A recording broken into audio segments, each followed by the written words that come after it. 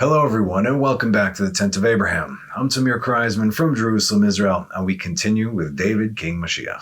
This one's called Like Air to Breathe.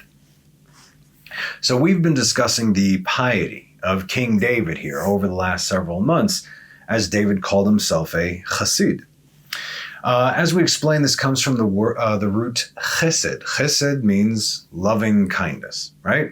Not just kindness, as anyone can show kindness, but loving kindness. It's a specific kind of kindness. When we truly love, we give because this is our utmost desire. Without any reciprocity crossing our minds, we are just doing it for its own sake, because we love that person. And so, loving kindness is just that. This is the attribute by which God created the world, right? He wasn't getting anything back for it. And this is the attribute that Abraham, our father, became the living embodiment of. Simply put, he lived. The reason he lived was to share the loving kindness of God with the world through loving kindness. Abraham, Isaac, and Jacob are also called Hasidim, and you should know as well as Moses, obviously. Micha 7:2 speaks of Moses after his death, saying, Avad Chasid min haaretz. This is what the angels were weeping about when Moses passed. The pious have perished from the land, and there is no upright among men. They all lurk for blood. Each one hunts his brother within the net. So if you with a net. If you remember our teaching on Parashat V'zot habracha, this is the blessing, the end from the beginning, I believe it's called. It talks about, I speak all about the death of Moses. This is one of the things that the heavens were saying when he passed. Anyway, and there is one more aspect to a chassid, and that he always goes above and beyond, like a never-ending wellspring, just always keeps going. For a person to be categorized as such, there can be zero ego involved in anything they do, not only in the acts of loving kindness that they do towards others, but even in their own personal lives when there's no one there. Zero ego, because that's actually what stops you from getting to that final level over there. And they must live the most humble lives because that is the truth. Otherwise, you can be a righteous person, and God knows they are in short supply today, yes? And there's nothing wrong with that. If that's what all of Israel are supposed to be, expected to be in the end of days. In the final rectification, as said in Isaiah 60, verse 21, and all your people, Israel, all of them righteous, kulam tzadikim v'amecha, who is the who is the people of Israel, people of God? Israel. Kulam tzadikim, they are all righteous, shall inherit the land, which land of Israel, forever, a scion of my planting, the work of my hands in which I glory. Okay. But to be a chassid, to be a true blue chassid, that's a whole nother level. As David said in Psalms 86:2, watch my soul, for I am a pious man. Save your servant, you, my God, who trusts in you. Shamra nafshi ki chassid ani, Hoshea avdecha, ata Elohai, you are my God, haboteach erecha, I trust in you. Our sages discuss a key characteristic of what it means to become a chassid. Rabbi Huna, in the name of Rabbi Alexandri, says, anyone who hears himself being cursed and remains silent is called a chassid. And David heard his curses and was silent. Therefore, according to the law, meaning according to the understanding, he is called a chassid. Now, where have we seen this? We've discussed this verse before. 2 Samuel 16, 5-6. And King David came to Bahurim, and behold, this is when he was fleeing from Absalom, right? There came out of there a man from the family of the house of Saul, so he was bitter, right? Whose name was Shimi, the son of Gera, Shimi ben Gera, coming forth and cursing. And he threw stones so he's cursing David, and he threw stones at David. And all the king's servants and all the people and all the mighty men who were on his right hand, he just started throwing stones at everybody. As we've learned, this is a death sentence right then and there. Boom, you're dead. Not only did he curse David and his house as he was fleeing from his son Absalom, but he pelted him with stones. That's crazy. And here is David's greatness. just one of the many examples, yes? And it had nothing to do with his own mercy, because he was indeed merciful. David always did what was right.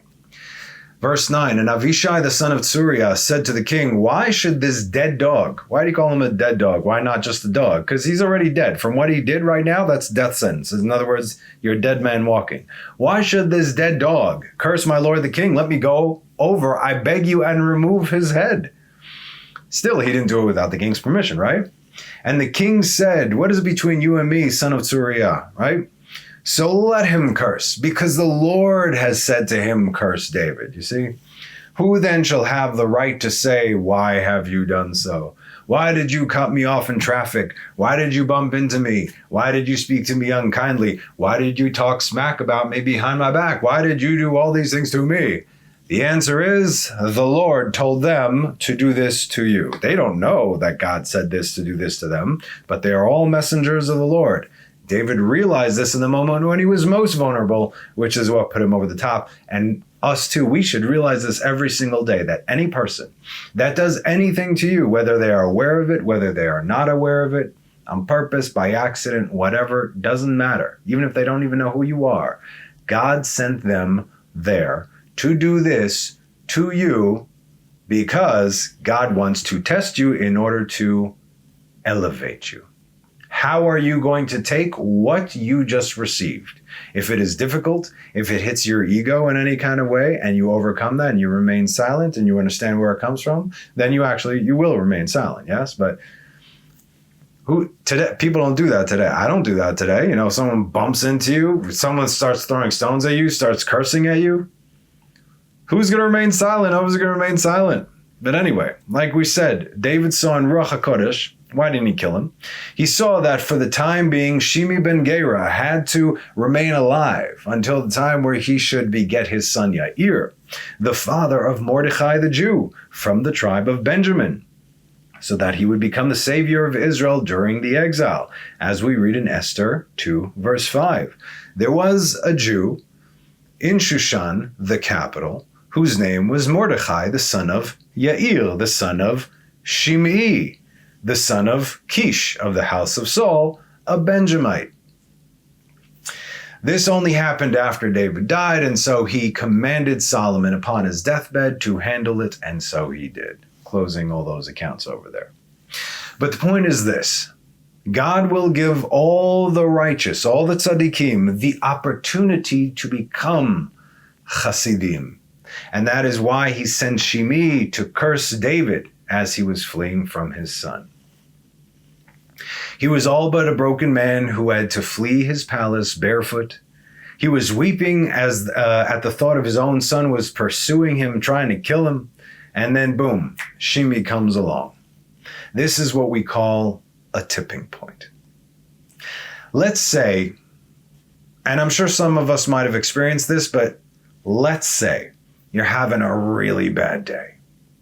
Not as bad as David was having, obviously, but let's just say that you got fired. Bills are due, right? You just got fired. You can't even buy groceries on the way home to feed your family. You get a flat tire on your way home. You stop by the side of the road. Your spare is flat as well, only to realize this after you slipped when you pulled over and tore your only good suit because the passing cars drove into puddles. Now you're covered in mud with a torn suit and 2 flat tires. Anything after that, anything after the firing, that's the tipping point. The firing was bad enough, but then there's one and another thing and another. And technically speaking, these are small things comparatively speaking, right? The big thing is, how am I going to feed my family? Who cares if I just tore my pants? How am I going to feed my family? Who cares if I have a flat tire? See? I have to feed my family. Who cares if I got some mud on me, right? But it's those things that pile up on top of the greater test, the greater tragedy. In this case with David, his son trying to kill him. So some maniac is cursing him and throwing stones. Liable for death, absolutely. But in the meantime, what is this compared to that? This is how David saw it. Those little extras are what help you ascend. Assuming you don't lose your mind, and that's what actually makes the dent. You could be thinking, as we all would, ugh, like I need this now, or are you kidding me? It happens. I mean, it could happen any day. You break a dish, you're like, oh man, all right, fine, no problem. You break another dish, seriously? And who are you angry at? Are you angry at yourself, or you look up and you're like, come on, like I need this now. Who are you speaking to? What are you angry at? Who are you angry at? But what David realized is that it came from God, and all things that come from God, which is all things, are for our own personal rectification. And so he took it and he accepted it with love, and that elevated his status in his refinements to become King Mashiach. These little inconveniences that God gives us throughout the day, if we remember that God gave those to us as inconvenienced as we are, we take this with love and acceptance. Thank you for that. That just elevated your status. You become more refined. You become a better human being as a result. What are the benefits of letting things go, of becoming a chassid? King David explains this in Psalms verse 4. To the conductor with melodies, a song of David. Lamnatzach ben ginot mizmor leDavid. When I call, answer me, O God of my righteousness. In my distress you have relieved me. Be gracious to me and hearken to my prayer. Sons of man, that's us. How long will my honor, God's honor, be disgraced? How long will you, us, love futility? How long will you constantly seek lies? You shall know that the Lord has set apart the pious man for himself. De'u, you should know, de'u, ladat, knowledge. Ki hifla Adonai chasid lo. Adonai shma bekar yelav. The Lord shall hear when I, David, the pious, call out to him. But it gets even better. Psalms 89. A maskil of Eitan the Ezrachi, the citizen. Eitan, which means strong, Eitan, is another name for Abraham. And so the psalm is ascribed to him. Verse 19, for our shield is devoted to the Lord, and our king to the Holy One of Israel. Magen Avraham, Magen David, the shield of Abraham, the shield of David. Then, verse 20, then you spoke in a vision to your pious ones. Az dibarta bechazon lachasidecha. Vatomer shiviti ezer al gibor. Harimoti bachur me'am. And you said, I placed help on a mighty man. I lifted up a chosen one from the people. God speaks to his chasidim in visions very clearly. They're his, set aside. And who is the chosen one that God lifted up? Who is the mighty man? Next verse, 21. I found David my servant. I anointed him with my holy oil. Okay. So we've already established that a true chassid of God goes above and beyond. And there is no task that is too big or too small to be done, because it all comes from the same source. You see, this is beneath. Nothing is beneath you. You are beneath God. Remember that. We all have to remember that. And the higher position you hold, like the king of Israel, which is even higher than the high priest, you have by default got to be the lowest person ever in order to be up there.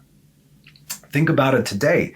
How much, if overnight you see all these stories of people, they win the lottery, they lose it all. I mean, we're talking about like millions, hundreds of millions. They lose it all within a year or two. They go crazy. They get hooked on drugs, whatever happens. Or if you are some sort of entertainer or whatever, you have all this social power. You got a lot of money, whatever. Now, what are you going to do with it, right? Now it's like, wait a minute, everything is accessible to me. I could do everything that I wanted to do. I could do this, that, and whatever, right? The more power you get, the greater the responsibility. Okay, we get that. So the same can be said of Jacob. When he crossed back over the Yabok River, after his entire camp was safe on the other side, right before the angel of death came to him to try and kill him, why did he cross back after he safely crossed? Our sages say that he left behind a few small vessels or containers. translated as pachim. This shows us that Jacob took nothing for granted, as everything he received from God, good or bad, wives, sons, cattle, whatever, or small little vessels, he received with love despite the hardship, even to the smallest little thing, okay? There is nothing that is beneath us. We need to, we are beneath. There is nothing that is beneath us. That's the point. And I learned something so beautiful, that because Jacob risked his life for a small pach, God made it so a small pach, a small container of oil, would light the menorah for 8 days, giving us the miracle of Hanukkah. Now to David, the king amongst kings, the conqueror, the judge, the Torah scholar, the sweet singer of Israel, the marriage counselor. Masechet Brachot 4a. Watch my soul, for I am a pious man. Save your servant, you, my God, who trusts in you. Psalms 86:2. Levi and Rabbi Yitzchak debated the meaning of this verse and how David's piety is manifest in the fact that he went beyond his fundamental obligations. One said, David's declaration of piety referred to his awakening during the night to pray. And so said David before the Holy One, blessed be he, Master of the universe. Am I not pious? As all the kings of the east and the west sleep until the third hour of the day, so around 9 a.m. But although I am a king like them, at midnight I rise to give thanks. Psalms 119:62. And the other sage said, David said the following before the Holy and Blessed be he, Master of the universe, am I not pious? For all the kings of the east and the west sit in groups befitting their honored status. But I sit as a judge who issues rulings for the people. Did he have to do this? David was the head of the Sanhedrin, right? He had a lot of things to do, but what was he doing? Women came with questions of ritual impurity, and my hands became soiled with their blood as I labored to determine whether or not it is blood of impurity and she has menstruating women status, and with a fetus that miscarried at a stage of development before it was clear whether or not it was considered a birth, and with placenta, with women sometimes discharged unrelated to birth of the child, see Leviticus 15:19-30, and with regards to blood, and 12:1-8 with regard to miscarriage placenta. King David went to all this trouble in order to render a woman ritually pure and consequently permitted to her husband. Look what he did for the sake of unity. Look at the king of it, the Lord's anointed King David, Malka Mashiach, look what he did for the sake of husband and wife. David would check, they would say, here is the cloth with the blood, please inspect. He holds it up, he goes, okay, so this blood is from this, you're ritually pure, you're not, and so on and so forth. This is what King David would do. Was this beneath him? He serves. That's what the king does. The king serves. And not only do I engage in activity, he said, considered to be beneath the station of a king, but I consult my teacher Mephibosheth, son of King Saul's son, Jonathan, with regard to everything that I do. In other words, Jonathan's son, David loved Jonathan, his son, it's like his, nephew. He consulted with him with everything that he did. Why? For no other reason than to give honor to this man. I say to him, Mephibosheth, my teacher, did I decide properly? David was the greatest Talmid Chacham of his generation. Did I decide properly, Mephibosheth? Did I convict properly? Did I acquit properly? Did I rule ritually pure properly? Did I rule ritually impure properly? And I was not embarrassed. In other words, he did everything that he did that seemed beneath a king to do, and he consulted with someone that a king does not need to consult with. This is King David, and he was not embarrassed. And saying that before God, that is not boasting, because David was not boasting before God. Do we fully comprehend what we just read?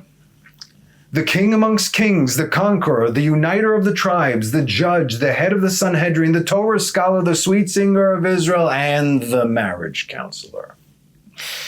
When we talk about dedication to one's people, to their happiness, holiness, purity, unity, and peace, there is no other king that worked as hard for his people. Just like there was no other man with the status of a king that worked hard for his people as Moses. And for those 40 years, they hated him. Only once he was about to depart from them, Moses was talking about, did they realize who he was and what he had done for them. And it was by his merit that they received the Torah and, remained alive. Rabbi Chaim Vital, the student and scribe of the Ari, the man who God told the Ari, the only reason that I have brought you to this world right now is to impart the Torah that I'm going to give to you to Rav Chaim Vital. And so he writes in his book, The Gates of Holiness, and Rav Chaim Vital's own book, The Gates of Holiness, regarding the major differences between a tzaddik, a righteous person, and a chassid, a pious person. Certain parts I will translate, certain parts I will leave out because it's not relevant for here. He says, when a man makes a decision to become purified and holy, to receive upon himself the full and true yoke of heaven, he must with all his might be swift in fulfilling all the 613 mitzvot. For when he completes them, so too will his 613 limbs and organs be completed. Now, if you didn't know, fulfilling the Torah properly is what elevates our physical bodies as well. The Torah, we have 248 positive commands, do this, do that, right? Corresponding to 248 limbs. And 365 negative commands, meaning don't do this, don't do that, corresponding to our 365 organs and sinews. Together, that completes 613 commandments of the Torah. Thereby, we elevate the physical as well as the spiritual, since man is a microcosm of creation. When we do as God commanded, we rectify the world, and this is called Tikkun Olam. Rabbi Vital continues, but if a man is deficient even in a single mitzvah, you know that the Ari writes in some of his books over there, he says, if you do not fulfill the command of Shiluach HaKen, sending away the mother bird to collect the eggs. And this is a command, as you say, it happens upon you. You can't even, it has to happen upon you. In other words, God has to make this happen. Otherwise, it's not something that you could just choose to do. If God did not make this happen upon you, or if he did and you didn't do it, that is enough for you to come back in a reincarnation just to complete that command. Just so you understand. So he says, if a man is deficient even in a single mitzvah, he has yet to complete one of his limbs, as said in Ecclesiastes 1:15. What is missing will not be able to be counted. We have to do a tikkun for the Adam, you see? Meaning, for the world to come, Olam Haba, as we are building our spiritual garments according to the mitzvot that we perform, this is our new body, if you will. And the way it looks depends entirely upon our effort. And so long as a man does not complete the 613 commandments, he is called an incomplete righteous person. Tzaddik she'eino gamur. Righteous, yes, but still gotta do some tikkunim over there. Because not for nothing did Moses pray 515 prayers, numerical value of Va'et Hanan, so that he may enter into the land of Israel in order to complete his soul by fulfilling the 613 commandments, which can only be done in the land of Israel. And obviously, when the temple was built, Moses would have entered the land, everybody else would have died, the temple would have already come down, and that was it. That's why he didn't enter. God said, you want to come in? This is what's going to happen. He says, all right, I'll see you later. And he will. Today, for instance, any Jew who does not reside in the land of Israel, not just visit and do these commands, but reside in the land of Israel permanently, cannot fulfill these commands. Even today, we have commands, mitzvot, hatluyot ba'aretz. It's plain and simple as that. You don't live here, you cannot fulfill these commands that you are commanded to do. These are like positive commands. But all of us, for at least 2,000 years, have yet to fulfill any of the commands regarding the temple offerings, like we said, since we have no temple. Yes, God gave us a temporary substitute, as written in Hosea 14:3. This was before the destruction of the temple. God knew the temple was going to be destroyed. Obviously, the first two temples were destined to be destroyed, as we have learned. And God said, when the temple is destroyed, do not think that that's it. You're going to be left out to dry. This is what you do. Take words. Chu imachem dvarim. Veshuvu el Hashem, and return to the Lord. This is how you do tshuva. Say, you shall forgive all iniquity and teach us the good way, and let us render for bulls the offerings of our lips. Uneshalma parim svatenu. God told the prophet to tell Israel, do this in the time being when you don't have the temple. We say this every single day to remind God that although we have no temple, we are not throwing everything away. To the contrary. It was he who told us to use our words, since our words carry tremendous power. And so instead of giving actual offerings, we read in great detail the entire process, things that a regular Israelite would not have to do. We read what the Kohanim would do and the Levites would do over there, from preparing the wood to lighting the fire, which corners of the altar, and so on, how to place the wood, all the stuff. All this, of course, until the temple returns, and then we will be able to fulfill the 613. Now, let's continue reading. And when a man performs them all through constant battling with his evil inclination, he is called perfectly righteous, who conquers his inclination. Tzaddik amu hakovesh et itzur. And when all the good attributes, all the good midot, have been completely and perfectly instilled within him, until he fulfills the 613 mitzvot with joy and out of love, without any incentive from the evil inclination at all, meaning that the material has been completely refined, as King David said in Psalms 109:21, my heart is void within me, and in Psalms 131:1, one of my personal favorites, O Lord, my heart was not haughty, nor were my eyes raised on high, and I did not pursue matters greater or more wondrous than I swear that I calmed and quieted my soul like a suckling on its mother, like a suckling was my soul with me. Once all this happens, it will look as if all the attributes that will be found in him are those of an infant child who just came out of its mother's womb. And this is called Chasid Gamur, perfectly pious. Like we said, it is not the mitzvah that you do, even with the proper intent that you do. That's great. Of course, you have to have proper intent, and it's better than not.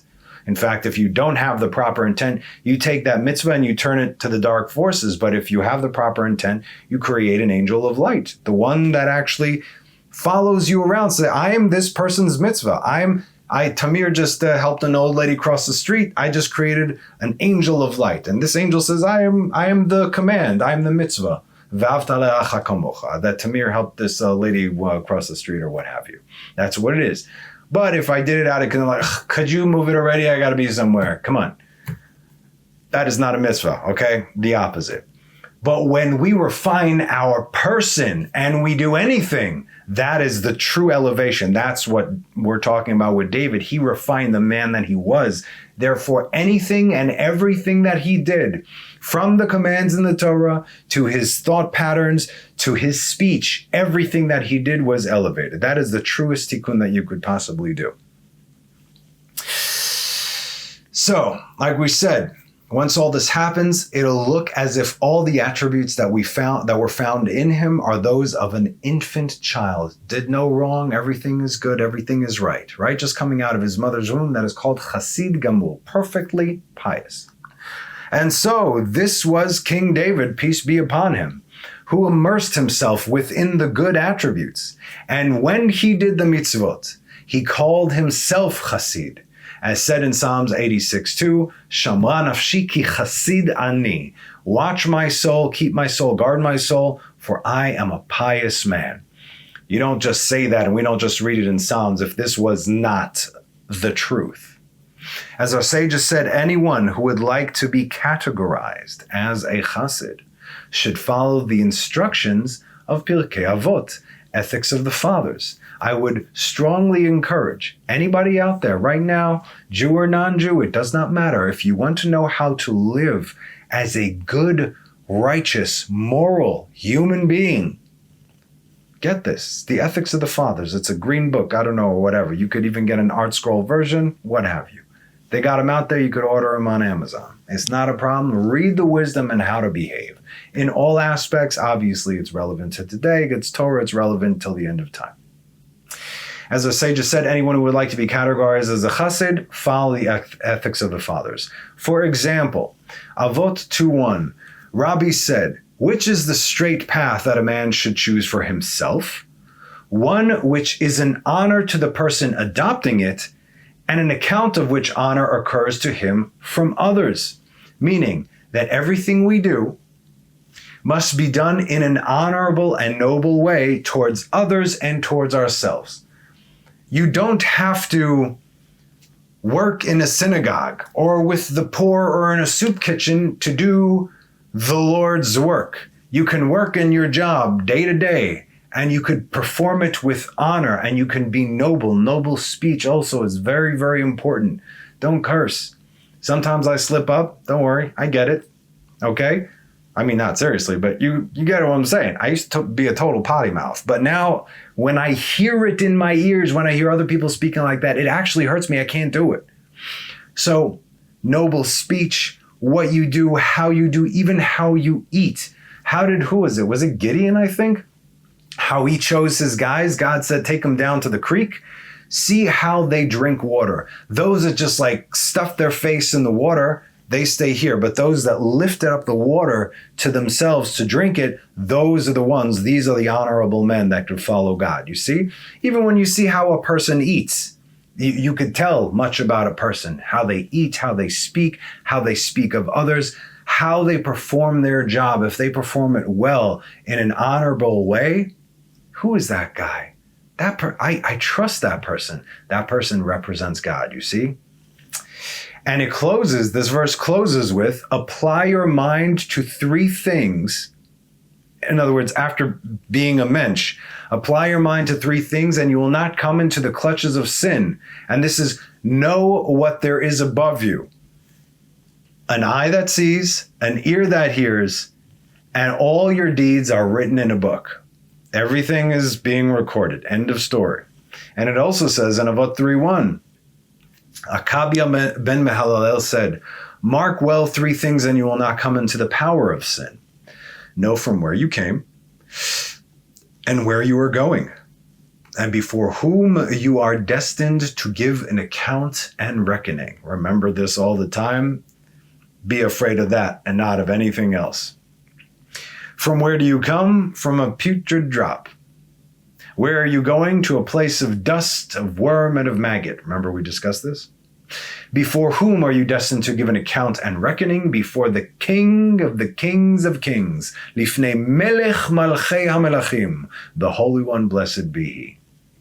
And the best way to get to these, the starting point can be found in Avot 4:4. Rabbi Levitas Amen of Yavna said, be exceedingly humble spirit, for the end of a man is the worm. You're going to go back there, all your power, money, glory, all your achievements throughout life are nothing because you're all going back to the same place. Everybody starts in the same place and ends up in the same place. And this is what Akavia meant when he said, you shall not come to sin, meaning by the hand of the evil inclination which causes you to sin. For the evil inclination will be canceled from you if you overcome it with might. Now again,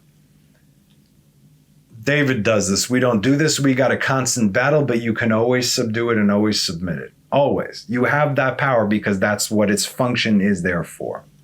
The rule is that when fulfilling the 613 commandments, while the evil inclination is within a man and he overcomes it, he is called a tzaddik, a righteous person. And when he performs them, when the evil inclination is canceled from him, which reflects the completion and perfection of the good attributes, once you become that best human being according to God, this man is called Chassid Gamul, a completely pious person. And this is King David, who snuffed out his evil inclination.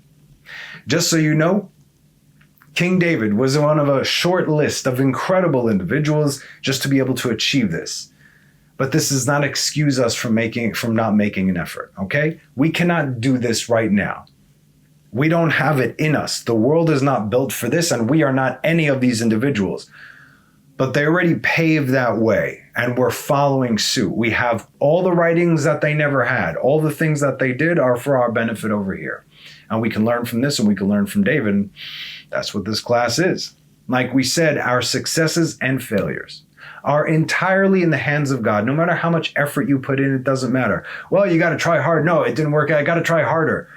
You always have to try harder. That should always be your default position. You try your best. You do your best, whatever it is. No matter what it is. No job is too big. No job is too small, right? But whether you succeed or not, that is entirely up to God. But you are not excused from not trying. And that's what it says over there. It is not your job to finish in Pirkei Avot, it is not your job to finish the job, nor are you excused from doing the job. And now, a beautiful midrash regarding the ma'alah, the high standing of David since the dawn of creation. And I mean the dawn of creation. From Bereshit Rabbati. In that hour, the Holy One, blessed be He, showed Adam every one of his seed throughout all the generations. Adam looked at all of us. Hey, this too. Till the end. Until the end of time. And behold, before his eyes came the image of David, son of Jesse, king of Israel. Adam saw that he has the way of chassidut, piety, and he said to the Holy One, blessed be He, what is the name and the mazal and the way of piety, and why does he not have life in this world? The Holy One, blessed be He, answered him, saying, Adam, my servant, when I formed creation, his name is David, and he will be lost. Adam said, Master of the universe, how many years have you granted me in this world? He said, 1,000 years. Adam said to the Holy One, blessed be He, give me permission, and I will give David the best years of my life. God said, I've already given you permission to do as you please. Free will. Whatever you want, go for it. He said, Master of all the worlds, I have already given him 70 years. God said, Adam, my servant, I figured you would have given him 100 years, like we discussed like a month or so ago, that if Adam would have given David 100 years, those extra 30 years from the time that he actually was able to perfect even his physical body, he would have already brought the redemption. But like we said, it wasn't the time. Mashiach can only come right now. Adam said, Master of the universe, if I would not have seen his mouth filled with song and praise, I would not even have given him the 70. So you see, in this particular case, David was supposed to be a stillborn. I mean, he was. And Adam had the privilege of seeing the potential of his soul because he was a chassid. We've also learned this in the series titled The End from the Beginning. You could check that out. It's about the end times where we're at right now, according to the Ramchal and the Gra, based on the prototype for the final redemption, which is the first redemption from Egypt. I highly recommend it. You could see all the stuff going on today. So one of the titles within that series I discussed, one of the titles of Mashiach is called Bar Nafli. Bar, son, Nafli, Nafal, Lipol, as in like son of the fallen, but not fallen like fallen angels, rather in its true meaning in Hebrew, which is miscarriage, miscarried. Why? Because when the timing is right and all the signs converge at a very specific 7-year cycle, guess what? We're in that cycle again. Watch that series, see what's going on right now, and you will see it. When the count gets to the aspect of Gvura, because we're going according to the Sfirot, if Israel is not ready, then Mashiach gets aborted by God. He doesn't die necessarily, but he doesn't get to be revealed as Mashiach. And it can only happen on the 5th out of the 7 years. In other words, 1, 2, 3, 4, 5. If Israel's not ready with all the signs coming up there, boom. It's not going to happen this time. It might happen in the next 7-year cycle. Okay? So meaning he postpones his arrival. And so guess what's been happening for all these years? Every 7 years, Mashiach falls. The fallen one, right? If you want more details, please check out the series. It's on the channel.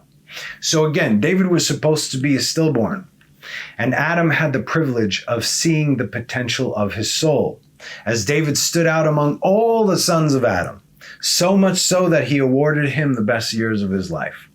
But it doesn't end there, as we know, since David is the final rectification of Adam, i.e. for all of humanity.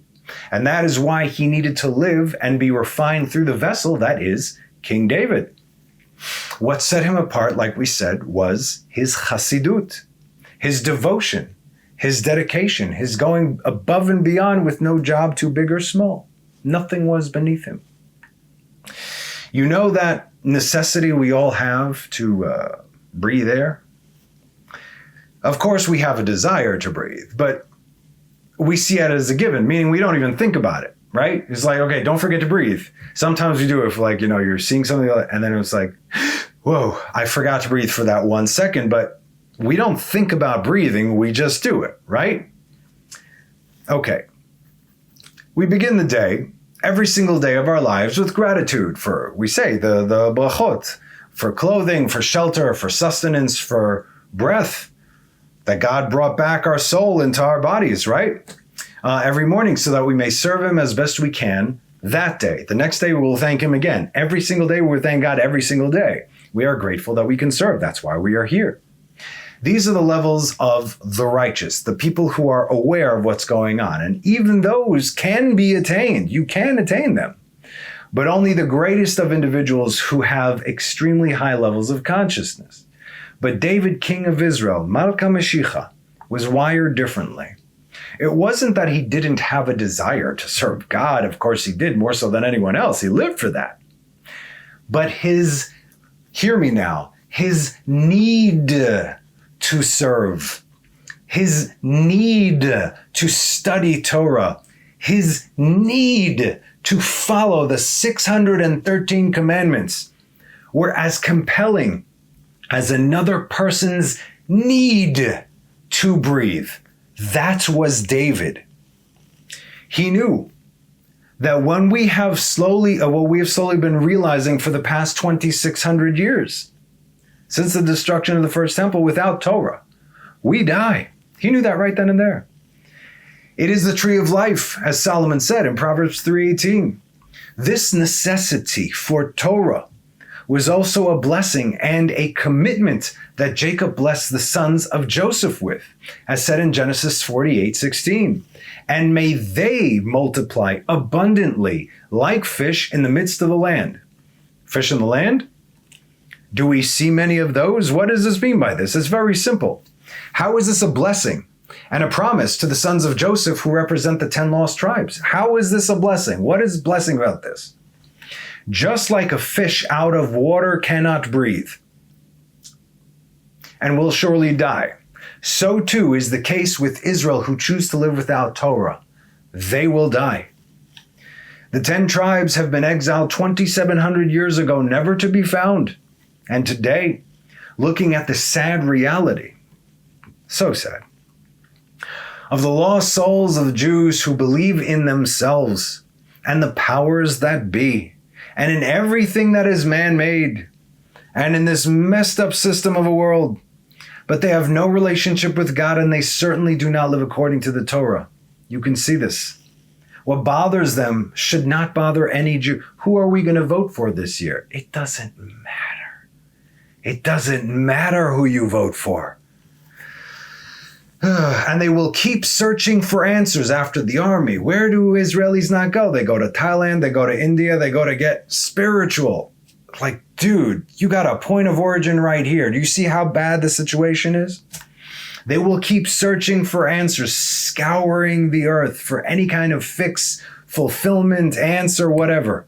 But they will never find it elsewhere because, like David, we too have been wired differently from the world. A Jew can go and try everything. It's not relevant to a Jew. It doesn't fit. Throughout history, when Israel forgot who they were and tried to assimilate, this is historical facts.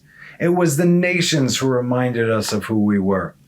Persia, Greece, Rome, Spain, Russia, Nazi Germany, even the good people of Gaza reminded us of who we were. The people that got hit most are the people that wanted to embrace them before. Oh, the United States of America. Wait for it. I mean, don't even wait for it. See now, but you see it's getting worse. You know, yeah, they said exactly the same thing. Watch what happens. Remember this here.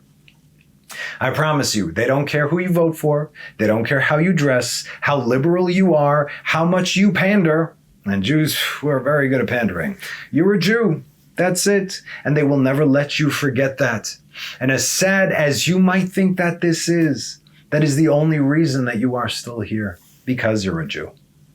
If the world truly loved us and accepted us, hear me now, if the world truly loved and accepted the Jew, we would go extinct within a century. 100, 200 years tops, there's no more Jews in the world.